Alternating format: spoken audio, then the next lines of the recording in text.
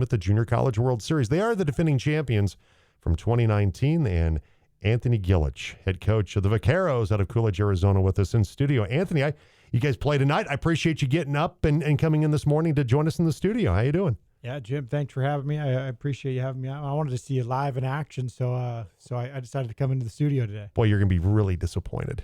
Really disappointed. People far more interested in watching your ball club play by 10 billion miles than watching me sit here and flap my gums about the Avalanche or the Nuggets or anything else.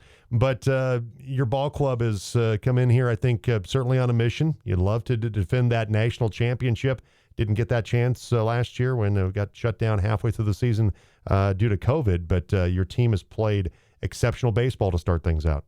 Yeah, I mean, we've never really talked about defending a title. I mean, nobody won it last year, so and we were the last team to win it in 2019. But it's a whole different field, whole different teams. A lot of the players, most of the players, weren't here for all teams in 2019, and so we're fortunate we have a few guys back. But yeah, we never talked about defending a title. I think that's unfair to the other teams. I think that's unfair to my own team. Talking about defending a title, I think it's just about a new group of guys with a new opportunity, and we're going to go try to win some games. And you do have some holdovers from 2019. Mitch Djokovic that was sensational in the championship game. Mitch is hurt, and he's not pitching for you this year, but he's with the team, and he's there cheering the guys on. But, so how much does that help having a guy like a Mitch Djokovic at least talk to some of the guys? This is a first-time experience, along with obviously the message you deliver, Anthony. But how much does it help to have a guy like Mitch around with your pitchers to talk about what it's like to pitch at this ballpark? Yeah, we have 9 guys that are back from the 2019 team. 3 of them were red shirts. So Matt Olson, the guy who pitched our last game, he was a red shirt on that team, and a couple other guys. Preston Godfrey, our leadoff hitter, was a red shirt on that team. And then we had six guys, including Mitch, that are back as well. So I think just telling them about kind of what they might be getting into as far as the fans and the experience and the energy in the stadium and those kind of things. I don't know, give you a little bit of edge or a little bit of experience going in, but to be honest, Jim, I mean, you got to live it, right? You got to go in that stadium. You got to step on the field to kind of see what it's all about. And it's a little bit different level than most junior college programs are used to when you first step out there, for sure.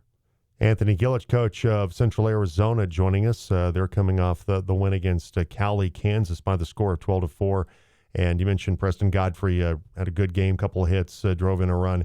Kiko Romero, though, he had the big swing, long stick, go boom, hit the grand slam for you in that game. He's off to a very impressive start in this series. Yeah, I mean, he's a good player. He was our best hitter last year in the shortened season.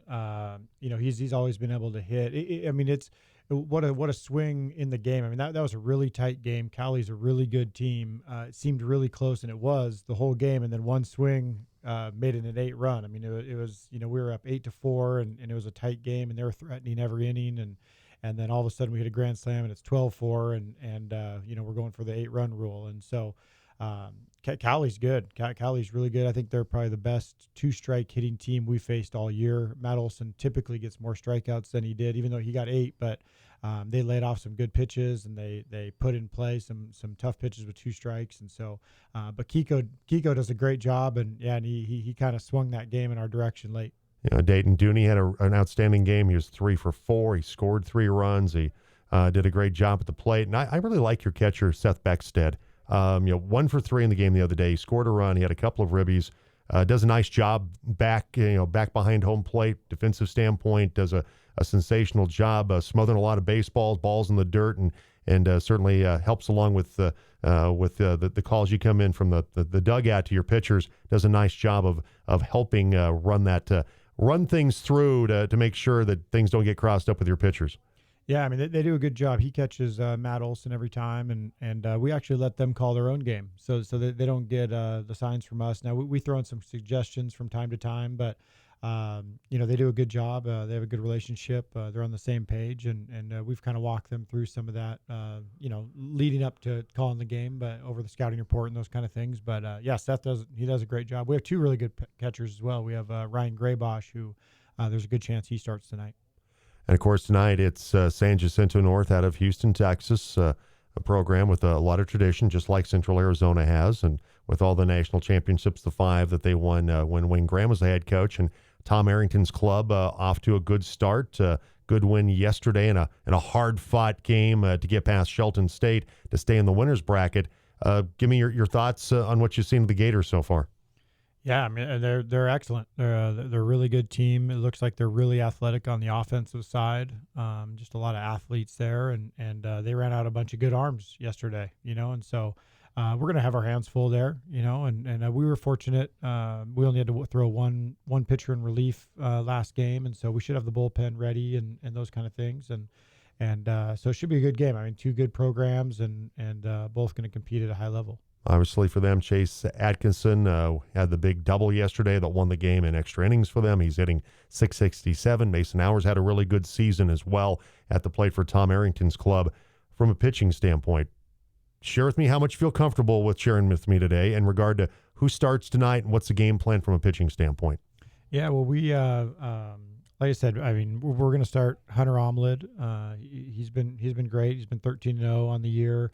That doesn't mean anything coming into this game, but it should be good. He keeps you in the game, throws a lot of strikes, and like I said, I mean, we have the whole bullpen available, and I expect the same from them. I know they used some guys yesterday, but I mean, kind of all hands on deck to win each game here. And so, Hunter was actually college, our starting pitcher, Hunter, was college teammates last year with Chase Atkinson at Boise State. So they were both there last year. And so it should be a fun matchup to see those guys compete against each other. So the old college teammates get to go up against each other. It's a fun part of the story about this. Sometimes guys that play on the same team transfer and get a chance to square off against each other. So Chase Atkinson gets that opportunity against his old teammate tonight. We're talking with Anthony Gillich, the coach of Central Arizona, the defending Junior College World Series champions. When you were on the field on Saturday, what thoughts went through your mind? Because got halfway through the season, got shut down last year. Had to feel pretty good to say, hey, we're back here. It's 2020 was a rough year for everybody. It's got to feel good to be back here, same place you were in 2019, with another chance to win a title. Yeah, I mean, what a cool event. I mean, I know everybody says this when they come in, but I mean, I don't think you can say it enough. I mean, it's an unbelievable event. Jamie Hamilton and his crew put on a great experience. The town, the news outlets. I mean, everyone. It's the players are celebrities for a week, and so it's it's a pretty cool deal. I told them when we beat Yavapai to make it here, I said this is going to be an experience that you'll never forget. And I was so happy for them. They get to experience it, and so. Like I said, just looking around, I was in the third base box, in inning about 2, I looked around and said, man, this is a pretty cool deal, and so, we're excited. Our guys are excited to get out there and compete. We had a day off yesterday, which was kind of nice, just the way the bracket fell. And so we're ready to get after it. Outside of the baseball for you, when you come here, what's the thing you look the most forward to?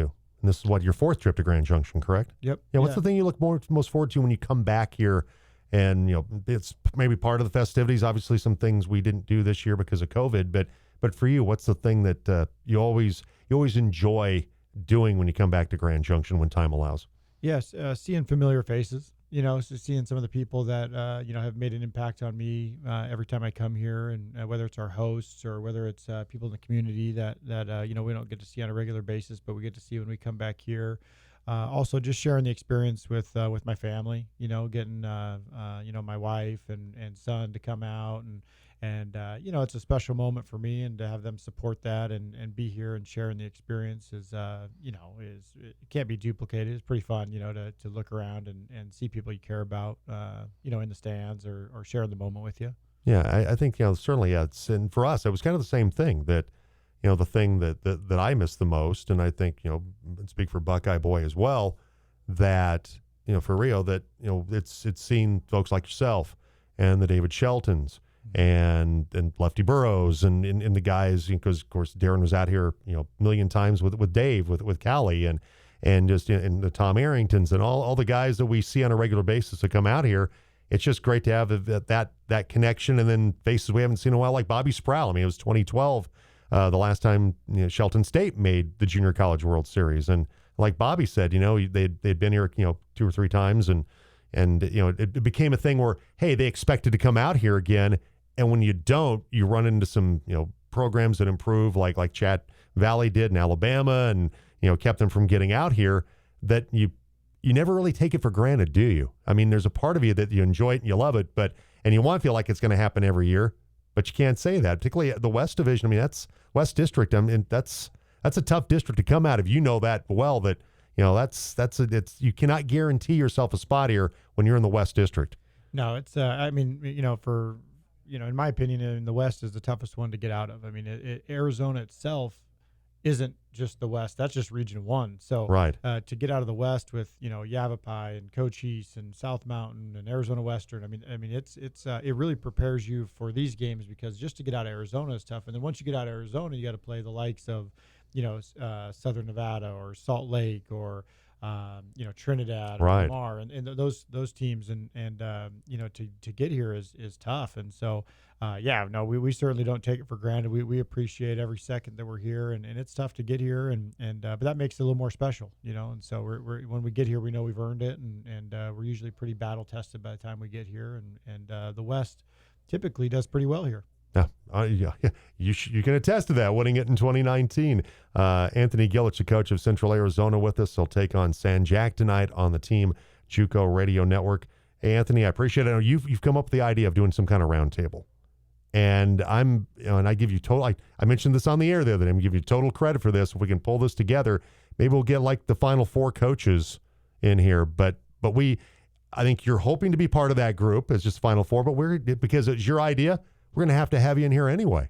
So maybe if we can pull this together, maybe Thursday, Friday, see if we can get everybody on board to do it. Love to do something with all the coaches on the program. But I appreciate you wanting to come in today and join us in person. It's always a lot of fun when we get to talk face-to-face on the program. So I appreciate you coming in today. Well, I appreciate you having me. Like I said, I wanted to see you live in action. So I appreciate letting me see you work.